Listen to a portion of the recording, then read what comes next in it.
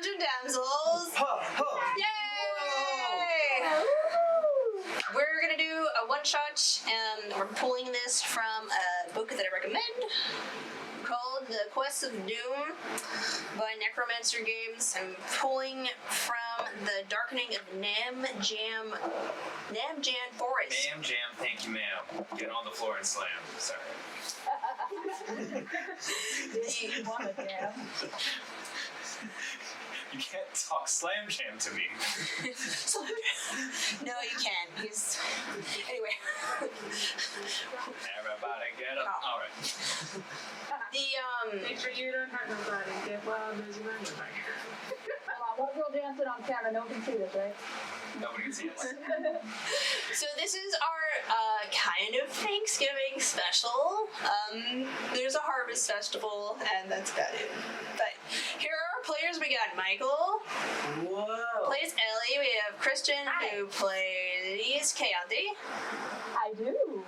And we have Serena, who's joining us for the first time. Who's your character? It's Ciara, right? Yes, Ciara. Yeah. Okay, Serena I the first time. Yeah. Oh, I'm sorry. I thought You cut out or something. Yeah, you cut out. Yeah, so she plays, Serena plays Ciara. Hello. And then we have McKenna, who plays Luna and doesn't have a webcam, so No. it's fine.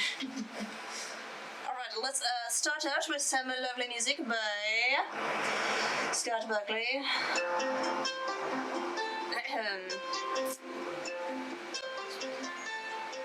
The human kingdom of Leicester has seen a bit of discourse over the past few months. The damsels decided to head east instead of west and departed from the arcane boys. This led them to Ciara, and they befriended her along the way, so you're already friends. After weeks of travel, you made it to the human kingdom of Leicester. You spent another few weeks traveling from Daxton and to the capital, Dunhollow. Those are two cities in Leicester. You heard Went for Jackson? briefly. Luna didn't like it. briefly. Very briefly. Luna did not like it. You heard word of a strange forest plague in the east and a reward for those who could figure out the source. With want of income and supplies, the damsels set off to Greensbarrow, a small hamlet in the eastern part of the kingdom of Leicester. And then you get there. Okay, so now you're at Greensbarrow. You know as a group that Lady Gertrude Thornsvane is the baroness over this particular area of land. And she put out the contract for any freelancers who would take up the job. Upon arrival, you are noticed immediately and greeted by curious farmers and the few tradesmen that are there. Happy to see you happy that you're there for the contract. They send you with Alistair, a young farm boy. And let me see, I actually did I did like 5 really, really quick doodles of these people. Alright, that's Alistair. He's like, hey, how's it going? Isn't he cute? Like how it says kid. Yeah, I didn't remember his name when I wrote it, when I scrawled that out, and I was like, kid. He's got a little bowl cut. He looks like Draco Malfoy by the third movie. Yeah. What was his name again? It's Alistair. Alistair. Yeah. He's about 9, and he takes you to, as he's walking, he's like, yeah, it's this way. Mrs. Thornsvane looks kind of scary, but he makes a face like, ugh. And, but she's actually really nice. Sometimes she gives me those hard candies, you know, the ones that taste like mint and kind of like they've been sitting out for too long. Yeah, I love those. At least you're not the little strawberry ones, right? Oh yeah, those are gross. I like the lemon ones, and I like the mint ones, and he just keeps listing off the ones he likes and the ones he doesn't like. Have you ever had the sour apple ones? Whoa, no, what does... I should ask. So, Alistair, how scary is she? Is she like evil witch scary? As I'm getting like really close to him with like wiggly fingers, or is it like dragon scary, or is it just clump of dirt scary? Does she just look like she's angry all the time when she's not? Yeah, it's that. My mom sometimes says she reminds her of her mother-in-law, but I'm not sure why Grandma would remind her of Lady Thornsbane. He shrugs. You come to, let's see. He brings you to a modest mansion that's larger than the Hamlet standard thatched roof homes. It has a nice flower garden in the front, and the symbol of there's a family icon above the door, and it has an axe crisscrossed with a gardening hoe, and then around it has thorns in a circle circling it. The boy stands on the front stoop and knocks on the door. It is answered by a maid. Moments later, a woman in her 40s, a little plump, pleasantly plump. She has bright copper red hair. I'm immediately enamored to it, like, Mrs. I see her, and I see her very, very copper hair, and I'm immediately transfixed on it, like, Whoa. just somewhat instinctually just wanting to reach and touch it, though. Will anyone stop me?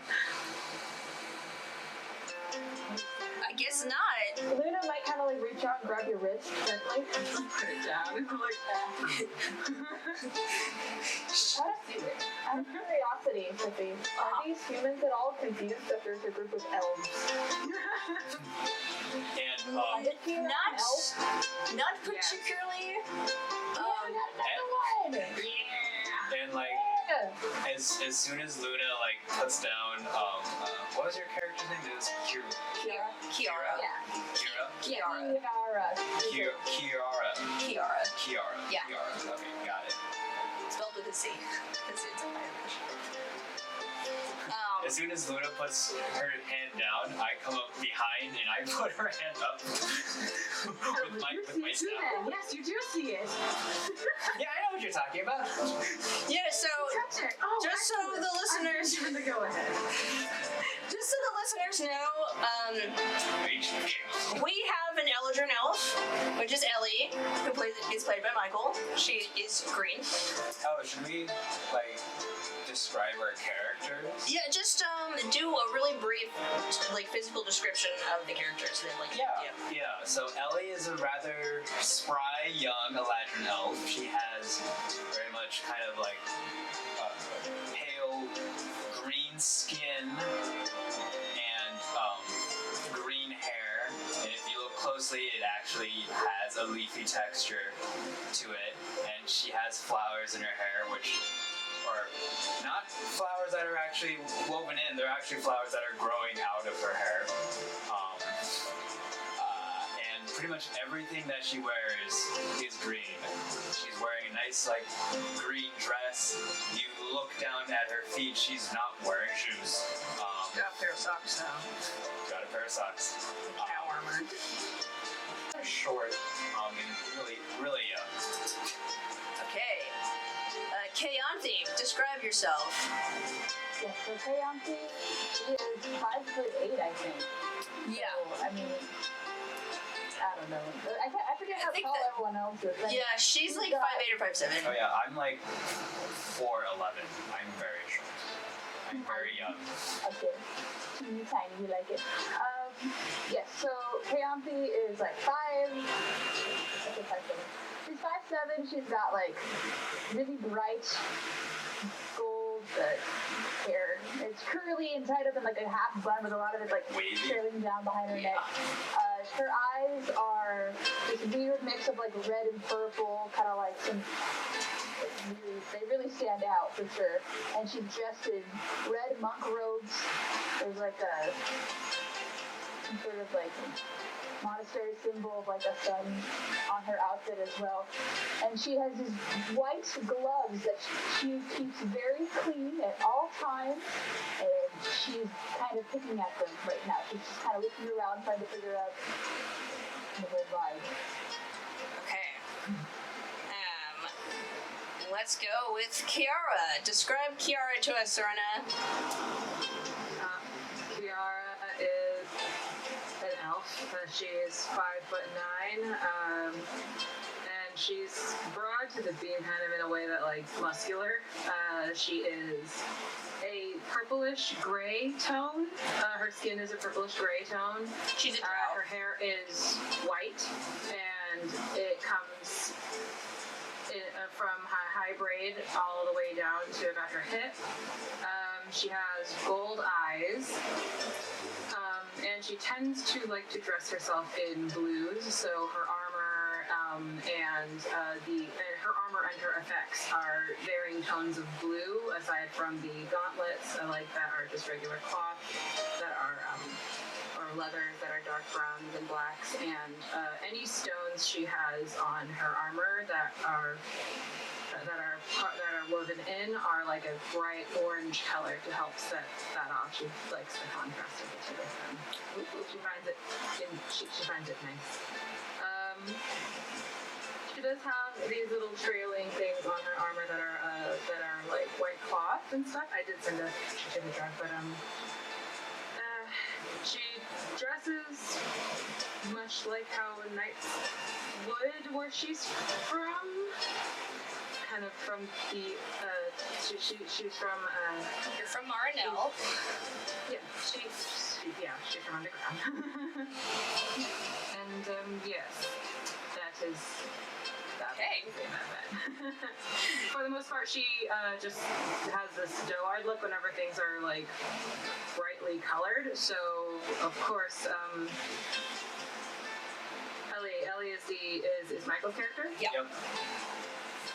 Of course, Ellie's bright green, much like the shrubbery, the grass, the trees. It was quite the ride. Just being like, oh my gosh, this matches you, and this matches you, and that matches you. You could be hiding among the green, and I would never know. Goodness, well, a lot of things kind of.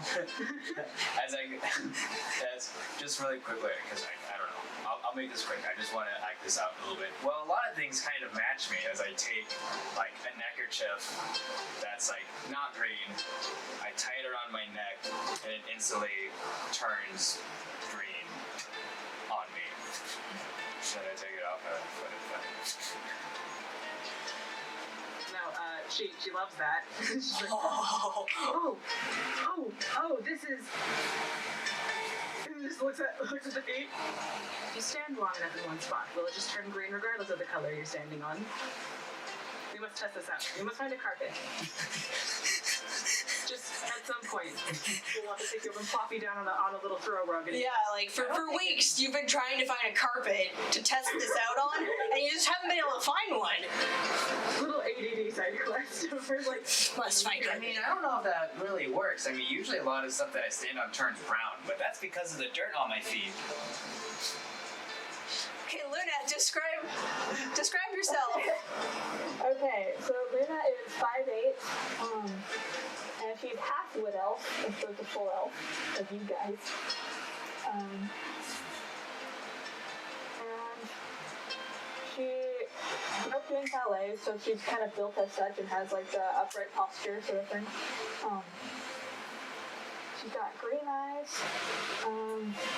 She's fairly pale with freckles and long dark hair that she keeps in like a nice braid most of the time. Sometimes she'll do little fun things with like different braids that go into each other sort of thing.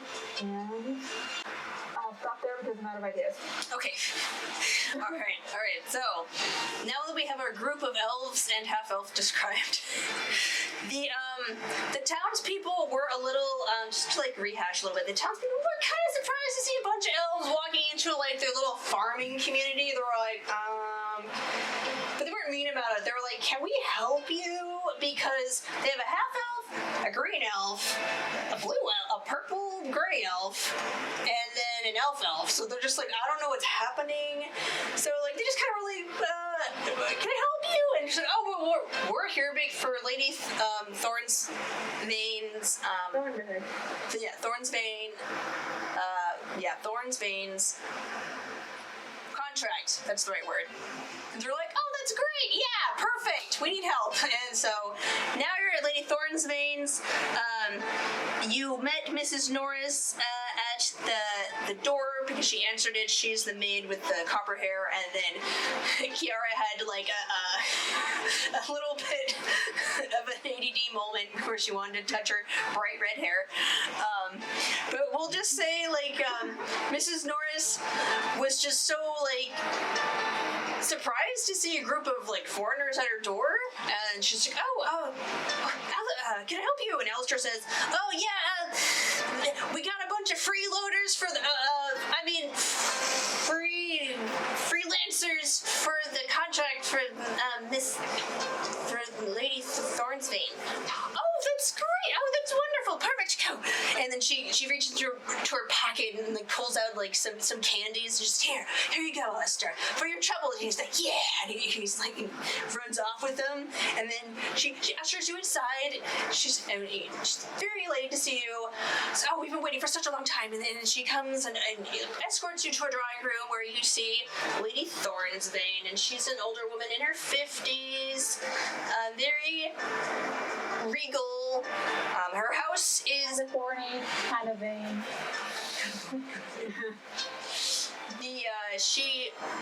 She looks really austere and like strict, but she greets you warmly when you enter.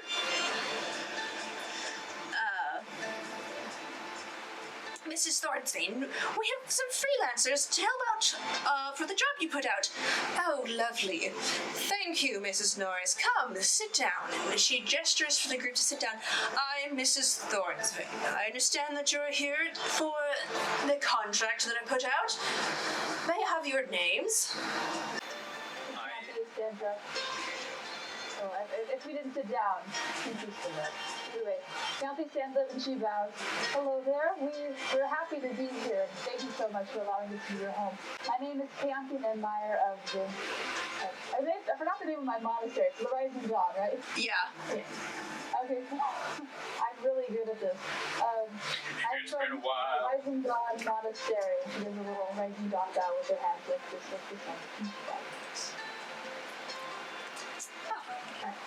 After that, Luna will do a polite bow and say, it's a pleasure to meet you. I'm Luna Arundel, daughter of Lord Mark from Burkus. Oh, Burkus! We get some lovely furs imported from there just recently. It's very, very nice. And she just kind of piddles a little about how much she appreciates the goods that she gets from there, and like how she's heard nice things about Lord Mark. And I'm just trying to get like a new. I've been behind Luna, and I just kind of peek my little head out, and I'm like, "Hi, I'm Ellie," and then I peek my head back behind her. Wait, hello, Ellie. Lovely to have you here as well. And come to Ciara. Once everyone said their hellos, since she seems to have a strict aura about her, Ciara kind of looks at her and she has this sort of like way of like kind of standing straighter, just like, oh, I see. And so when everyone gets on a line of introductions, by the time it reaches her, she's like, my name's Ciara, ma'am. Pleasure to meet you. It's a pleasure to have you. Well, I suppose we'll just get down to business. Well, you see, we've had a terrible harvest this year. A strange black plague seems to be creeping out of the forest. It started back about 6 months ago. I sent my son Derek to go and look out for what happened. He went and searched and found nothing to report, but the next morning, hunters reported seeing some plants with black spots on them, and I figured it was, it was nothing, just some, plant disease that would pass sooner or later, but they kept spreading. Over the span of 6 months, it spread from the forest to our crops. And we know that they're poisonous because any animals that have eaten our crops die right next to them. Then, just the forest itself is getting darker. Even the light of day doesn't seem to pierce that thick shawl of shadow over it, and not only that, the river has turned black. So what I'd like you to do... Oh wait, not quite yet. I finally sent my son a second time, but he hasn't returned. I sent another troop to go after him, and they didn't return. I can't spare any more troops, or else we won't be able to protect ourselves, so thus I sent out for freelancers to contract. Now, what I want you to do is to go and find the source of this strange plague, and to get rid of it. Find a solution for us, anything. Secondly, find out if the other two hamlets, hamlets are small villages, have been infected. We know one has, but I would like to see if there are any survivors there. The two hamlets are called Fir Tree Hollow and Dark Pond. Save any villagers you can and send them back here.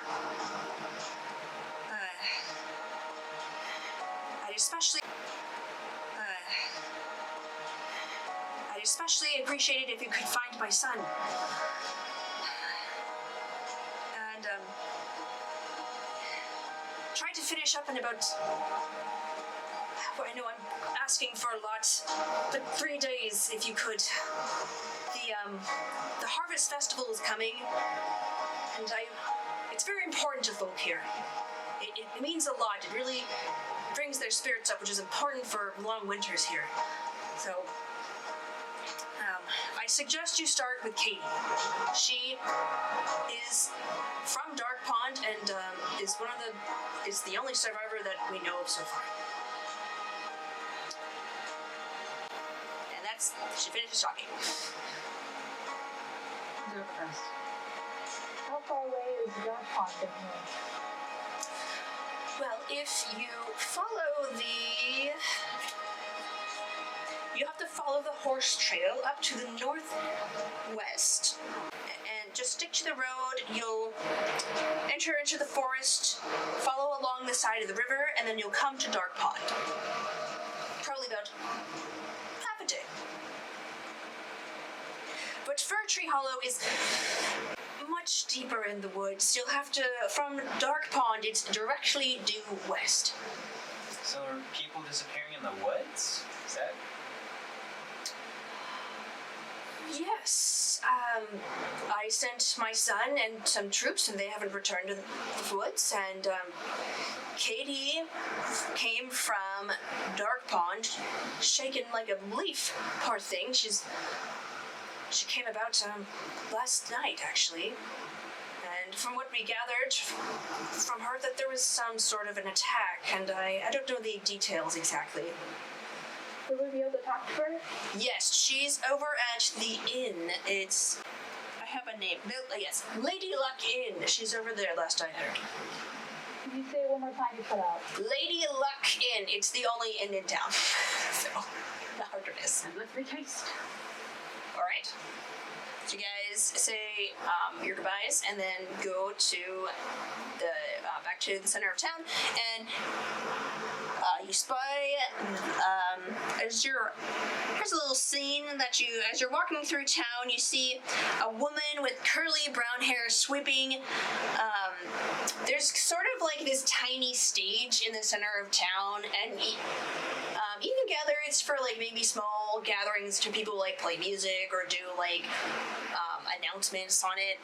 And there's this lady with curly brown hair sweeping, and she has a little girl who's just her spitting image of her, putting up like, it seems the little girl's tying ribbons around the nearby like trees, and at least on the low branches. They're not very, they're sapling trees anyways.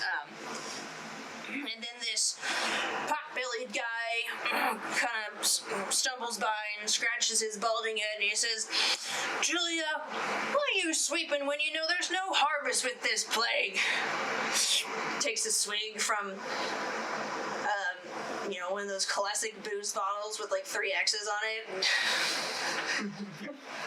The woman gives him this thinly veiled, dark look and says, and continues to sweep off the stage, "It's important to give thanks at all times, particularly in times of strife. You might not want to participate, but I am." And she goes back to sweeping. The little girl just sort of affirmatively nods and then keeps tying on more bows.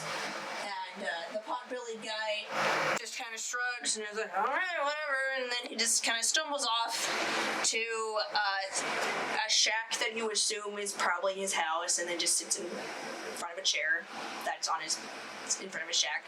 And you guys are now in front of the Lady Luck Inn.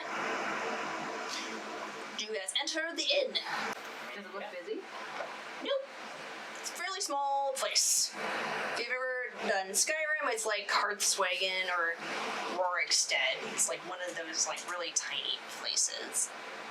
So you guys enter the inn. It has there's a stone floor with arch with wood pillars and a big hearth in the middle. There are tables around the edges of the room, and they're just kind of like pelts piled up on the floor and tables. And you see there's this woman at the counter. You see, you see a blonde woman kind of huddled by the fire with this really far off look in her eye. And there's there's a third one who's sweeping up the area. Look at the blonde woman, Eileen. To Luna. I think that's her.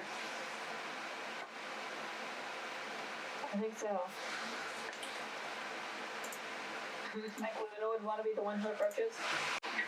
I did this little gesture where, or Ciara does this little gesture where she like takes a little half step back and it's like, And you see Katie. What a total downer. Yeah, Luna would probably like walk up officing the, "Excuse me, you mind if I sit with you?" She's kind of like holding this cup in her hand. Sure. Don't mind. So she'll like, I guess grab the chair near her and sit. She kind of looks at you like, why are you here, random person? And takes a sip of her drink. She's got, her hair. I understand you're pretty shaken, but we want to help, and in order to do that, it'd be really helpful if we knew what happened out there. She takes another like long drink from her cup and then sets it on the table. There we go. There's a table. She looks terrible. She's got dirt all over her, and like her lip is still kind of swollen. Her hair is disheveled, and she's just like, well, yeah, I can.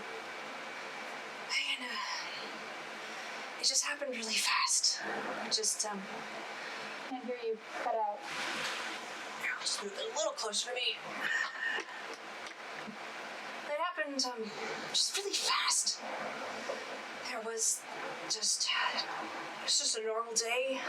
Then these dark creatures came out of the forest. Like they were just made of shadow, and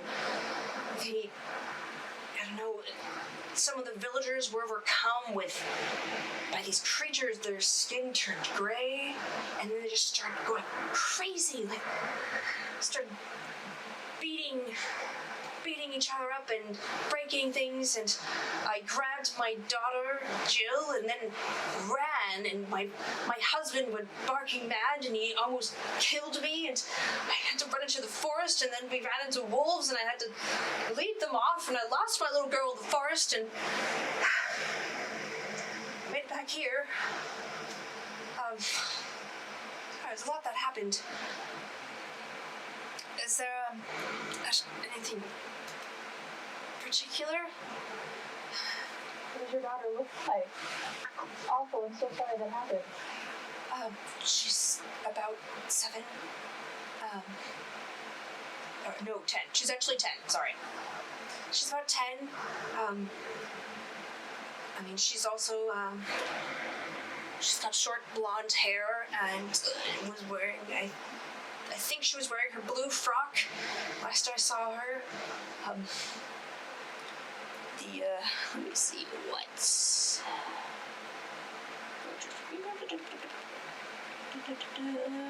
What was her name again? her name is Katie. So, Oh, the daughter. Jill. Jill. Yes, it seemed to be able to spread from person to person, either, through touch or punches in this case. There were even some animals that were infected by it. Like, I know, So these monsters are infecting people? I don't know. I ran. All I can tell you is that the forest got darker. I saw these dark creatures. They overcame our villagers. The villagers went crazy. I took my daughter and I fled. I reach into my bag, and you see that I pull out a small pipe, put it in my mouth, I start blowing bubbles, I put on my best detective face. So these creatures... Have a say it happen? It was toward nightfall, but the sun was still up. It was just lowering, so the shadows were still pretty long. And I think that's what, I'm not sure exactly, but it was kind of like around dusk. So these creatures, describe them. Are they, I raise my hand up with my staff and I'm like, are they this tall? This tall? And then I put a hand next to my head. This tall? Do they look like animals? People? They, Take your time, don't worry about it. I really didn't see them very much. It just seemed like vague shadow people that came out of the forest and infected our people. And then they didn't really stay around. They kind of went back into the forest, and the infected took care of, well, the infected basically took over the village. So the infection Yeah, took he's kind over. of leaning over to Luna's like, do you think it's a demon thing again? Physically disturbed. We could, if so, we could probably find out pretty quickly. Oh boy. Keyanthi looks back. Could be fixed with conversation, I'm sure. It's a demon. My character has a very different view on them than that. Are you the only one that survived, Katie? Did anybody else flee with you? I think I saw... I ran with my daughter Jill, but I think I saw... there are 2 brothers, James and Mason. They fled on a boat. Most of us have boats for a fishing community. And, I don't know what happened to them. I I fled into the woods. I don't know, pure terror, panic. Not the best idea. I admit that. And then the only other survivor that might be out there is Harmony. She's a fisherwoman, but she was out on the water when this happened. So I don't know. But as far as I'm the only one that's made it here so far. From what you saw, did it seem like there was anyone that these beaks came in contact with that was not affected by them right away? No. It happened pretty quickly.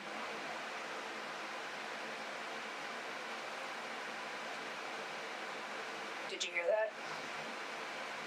Happened pretty quickly, as you said. Uh-huh. Okay. Happened pretty fast. You could try asking the other villagers, about, I don't know, maybe they've seen something. But, I also have, Jack. I have a brother named Jack. Oh, I hope he's okay. He just lives he lives in this cabin in the woods with his family.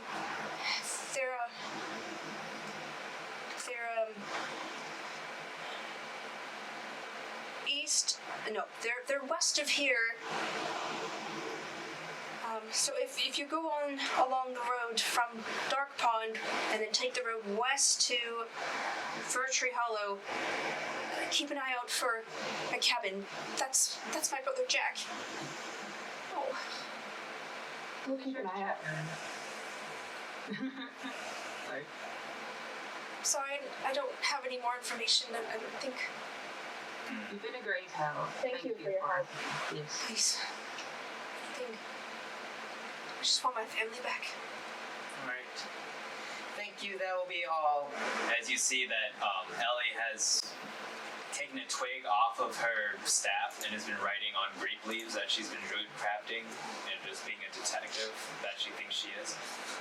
Keyanthi has her hand on Ellie's shoulders, gently leading her away so that she doesn't, visibly offend the grieving woman.